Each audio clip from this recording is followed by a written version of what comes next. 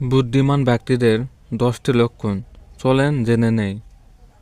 আমার চ্যানেলে নতুন হলে অবশ্যই ভিডিওতে একটি লাইক করবেন আর চ্যানেলটি সাবস্ক্রাইব করবেন। আর অরিজিনাল ভিডিওটি ডেসক্রিপশনে লিঙ্ক দেওয়া থাকবে, ওখান থেকে দেখে আসতে পারেন। সবাইকে অসংখ্য ধন্যবাদ।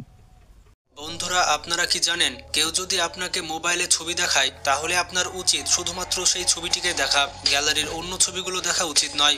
এবং আপনি কি জানেন, যখন আপনি কাউকে ফোন করেন তাহলে তাকে টানা 2 বারের বেশি কল করবেন না। আজকের এই ভিডিওতে আপনারা এমন কিছু ডেইলি অ্যাক্টিভিটি দেখতে চলেছেন যেগুলো আপনারা প্রতিনিয়ত ভুল করছেন। আর এই কয়েকটি ভালো লক্ষণ যদি আপনার মধ্যে থাকে তাহলে বুঝতে হবে আপনি বুদ্ধিমান লোক। তো চলুন দেখে আসি কি কি এমন কর্মকাণ্ড রয়েছে যেগুলো আমরা প্রতিনিয়ত ভুল করছি। বন্ধুরা, এই ভুল অ্যাক্টিভিটিগুলি আমাদের ভবিষ্যতে অনেক বড় ইম্প্যাক্ট ফেলে আর মানুষের নজরে আমরা অনেক ছোট হয়ে যাই। আজকের ভিডিওটি আপনাদের জন্য অনেক গুরুত্বপূর্ণ হতে চলেছে।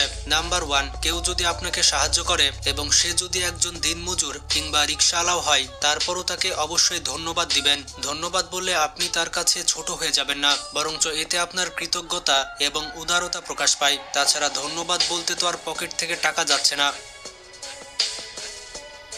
নাম্বার 2, কেউ যখন কথা বলতে থাকে তখন তার কথা বলার মাঝখানে তাকে থামিয়ে দিয়ে আপনি কখনোই কথা বলার চেষ্টা করবেন না। এতে সেই ব্যক্তির চোখে আপনি অনেকটা ছোট হয়ে যান। নাম্বার 3, কারো কাছে যদি আপনি টাকা ধার নিয়ে থাকেন তাহলে সেই টাকা নির্দিষ্ট সময়ের আগে তাকে ফেরত দিয়ে দিন। এতে আপনার সততা এবং স্বচ্ছ মন প্রকাশ পায়। আর যখন তাকে আপনি নির্দিষ্ট সময়ের আগেই টাকা পরিশোধ করে দিবেন তাহলে পরবর্তী সময়ে সে ব্যক্তি আপনাকে সাহায্য করতে কিংবা টাকা ধার দিতে কোনো রকম ইতস্ততা বোধ করবে না। নাম্বার 4, আমার কাছে এই আছে, আমার কাছে ওই জিনিস আছে, এগুলো কোনোদিনই আপনি কাউকে বলবেন না। পারলে আপনার জ্ঞান, বুদ্ধি এবং প্রতিভাকে শো করুন। নাম্বার 5, একজনের গোপন কথা অন্যজনকে কখনো শেয়ার করবেন না। এই বদ অভ্যাসটা আমাদের মধ্যে সব থেকে বেশি রয়েছে।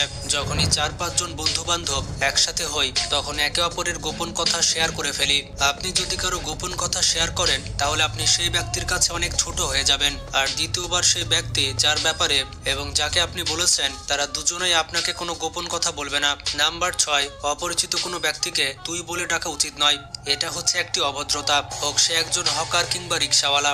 অপরিচিত কাউকে কখনোই তুই বলে সম্বোধন করবেন না। নাম্বার 7, যদি আপনাকে কেউ ট্রিট দিতে চায় তাহলে অর্ডার করার জন্য মেনু কার্ড আপনি তার হাতে দিন এবং সেই ব্যক্তিকেই অর্ডার করতে দিন। কারণ এমনও তো হতে পারে যে আপনি এমন কিছু অর্ডার দিয়ে দিলেন যার জন্য সে একেবারে প্রস্তুত নয়। নাম্বার 8, অনেকদিন পরে যদি কারোর সাথে দেখা হয় তাহলে আগে তার ভালো মন্দ জিজ্ঞেস করুন, তার পরিবারের লোকেরা কেমন আছে সেটি জিজ্ঞেস করুন। তাকে এলোমেলো কিংবা পার্সোনাল প্রশ্ন করে লজ্জায় ফেলবেন না, যেমন কোথায় চাকরি করছে, কি কাজ করছে, তার স্যালারি কত ইত্যাদি। নাম্বার 9, যদি আপনি চেয়ারে বসে থাকেন এবং পাশে যদি আপনার থেকে বেশি বয়সী কেউ দাঁড়িয়ে থাকে তাহলে আপনার চেয়ারটি তাকে দিন বসার জন্য।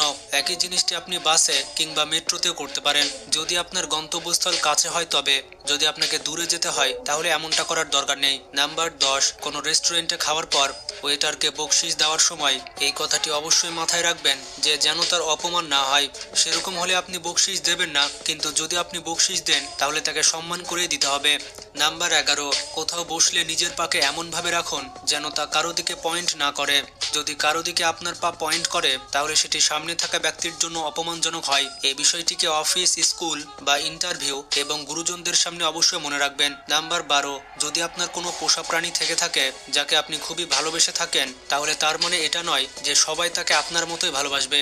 নিজের পোষা প্রাণীকে সবসময় নিজের নিয়ন্ত্রণে রাখুন। নাম্বার 13, হাঁটার সময় আপনি খেয়াল রাখবেন যে আপনার জুতার যেন কোনো শব্দ না হয়, আর হাঁটার সময় আপনি পা ঘেঁষেও হাঁটবেন না, এটি আপনার লো সেলফ এস্টিমকে ডেসক্রাইব করে। নাম্বার 14, কোনো অনুষ্ঠানে কিংবা সুন্দর জায়গায় গিয়ে আগে ছবি তোলার জন্য ব্যস্ত হয়ে পড়বেন না। আপনি যে কারণে সেখানে এসেছেন সেটিকে আগে সামনাসামনি উপভোগ করুন। সামনাসামনি সেই ইভেন্টকে এক্সপিরিয়েন্স করে আপনি যে আনন্দ পাবেন সেই সমান আনন্দ আপনাকে আপনার মোবাইলের ছবিগুলো দিতে পারবে না। নাম্বার 15, আপনি হয়তো অনেক বুদ্ধিমান, আপনার মনে বহু প্রশ্ন উঠতে থাকে, কিন্তু তার মানে এই নয় যে টিচার ক্লাস নেওয়ার সময় আপনি সব সময় সেই প্রশ্নগুলো করতে থাকবেন। এতে টিচার এবং আপনার সহপাঠীরা বিরক্ত হয়ে যাবে। প্রয়োজন হলে ক্লাসের শেষে টিচার যখন প্রশ্ন করার সময় দেয় তখন আপনি সেই প্রশ্নগুলো করতে পারেন। দেখুন, প্রশ্ন করা কিন্তু ভালো, কিন্তু বেশি প্রশ্ন করে ক্লাসের ডিসিপ্লিনকে নষ্ট করা এটা মোটেও ভালো স্বভাব নয়। নাম্বার 16, পাবলিক প্লেসে জোরে হাই তোলা কিংবা চুল আঁচড়ানো বা নাকে হাত দেওয়া এবং নখ কামড়ানো অভদ্রতা মনে করা হয়। নাম্বার 17, করো। অন্যের পার্সোনাল পছন্দ এবং অপছন্দকে হেসে উড়িয়ে দেবেন না। তাদের পছন্দ এবং অপছন্দকে ততটাই গুরুত্ব দিন যতটা আপনি নিজের ক্ষেত্রে দেন। আপনি একজন ব্যক্তি হিসেবে কতটা ভালো এবং কতটা সৎ তা নির্ভর করে আপনার ব্যবহার এবং অভ্যাসের ওপরে। আমরা অনেকেই অনেক শিক্ষিত এবং পড়াশোনা জানি, কিন্তু অজান্তেই এই কাজগুলোকে আমরা করে ফেলি, যা পরে আমাদের জন্য আফসোসের কারণ হয়ে যায়। তাছাড়া আমি যে কথাগুলো বললাম সেগুলো ধর্মীয় বই রয়েছে, তাই কেউ যদি ধর্ম পালন করে তাহলে তার সবগুলো অ্যাটিটিউডস একসাথে পালন করা হয়। তাই আসুন আমরা ধর্ম পালনের দিকে মনোযোগী হই। তো আপনারা কে কোন ধর্মের মানুষ এবং কে কোন জেলা থেকে আমাদের ভিডিও দেখছেন সেটি কমেন্ট করে জানান। আর ভিডিওটি বেশি বেশি শেয়ার করে সবাইকে জানিয়ে দিন। আর একটা কথা মনে রাখবেন, দিন শেষে মানুষকে ধর্মের পথে কিন্তু আসতেই হবে, কারণ যত বড়ই ব্যক্তি হোক না কেন একদিন একদিন মানুষকে মৃত্যুবরণ করতেই হবে। ভালো থাকবেন, টেক কেয়ার।